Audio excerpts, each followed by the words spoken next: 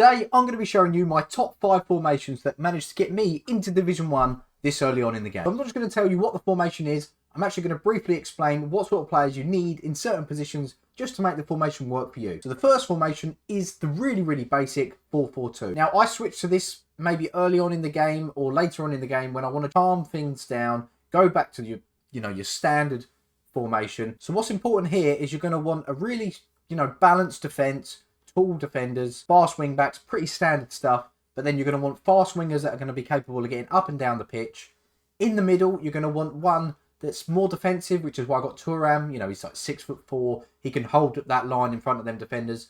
And more of a box-to-box, which I have in Alaba, who can transition into that cam position to be able to pass out wide to your wingers or even to your two strikers. Now, with your two strikers, you're going to want one that's, an out-and-out, fast, big, pacey striker, which I have in Núñez. And then one that's got a bit more control that can drop a little bit and grab the ball. Again, work with Alaba, because the only thing missing in this position, the only thing missing in this formation is that cam. And with the striker that can drop back and the box-to-box midfielder, you sort of don't notice that you're missing that. So it sort of turns into it can transition from a flat 4-4-2 to a 4-1-2-1-2 or even a 4-1-2-3.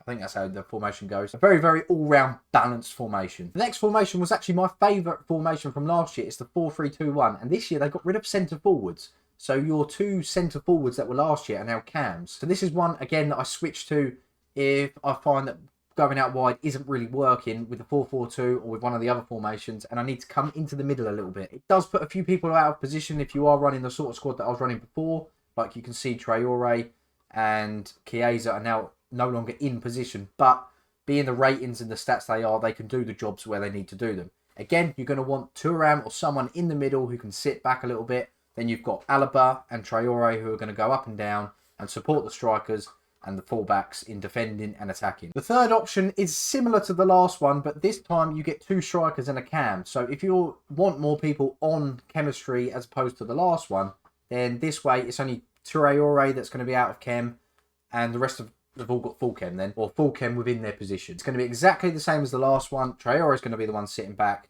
but instead of having one focal striker in the middle this time and two behind, you're then going to have the one cam and two strikers running in. So by having Traore and Alaba bombing up and down, you have Pele in the middle linking everything.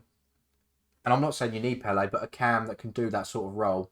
And then you have the two strikers that can run in behind, or even, again, Chiesa's good at dropping a little bit, or even peering out wide to cross it into Núñez. The fourth formation is the 4-3-3 brackets 4, and why this is important to have the brackets 4 is I love a cam.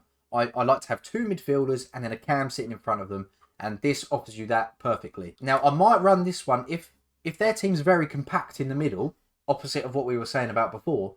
I'll switch to this one, and then I can drive my wingers further out and spread the defence, which gives room for Pele in that gap in the middle, as well as Núñez. So, he might then jump in between two of the defenders and create room that way. This one, I would be tempted to stick Thuram and Alaba on box-to-box, just because this is going to be a bit more of attacking formation if I am struggling against a really tight defence. But it's quite a versatile formation that you can stick Thuram and Alaba if you want on stay back, and then you can also have your wingers coming up and down just to support on the defence and just leave Núñez and Pele up there, because even if they get the ball up there on their own, they're going to be in that gaps in the middle to create chances and to get you the goals. Now, my last formation, and this is my favourite formation, I've rocked this from the very day one of FC25, and it is the 4-2-1-3. It's similar to the 4-3-3 that you just see before, but this is a very good formation to start the game off. If you're not going to rock a 4-4-2 or even a 4-3-2-1, something like that, this formation can do you a solid job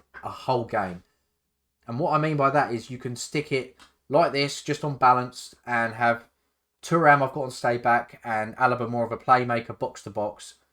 It creates such a big gap between their midfield and their defence for Pele, who just sits there and grabs the ball, pings it out wide. He can even run through the defence. It's quite important to have quite a fast cam. But also, later on in the game, if I feel like I'm playing okay and I don't need to switch up the formation, I just need my players to get a bit more forward, I switch it to attacking in this formation, and it just pushes everyone up a little bit, leaves the defence where they are.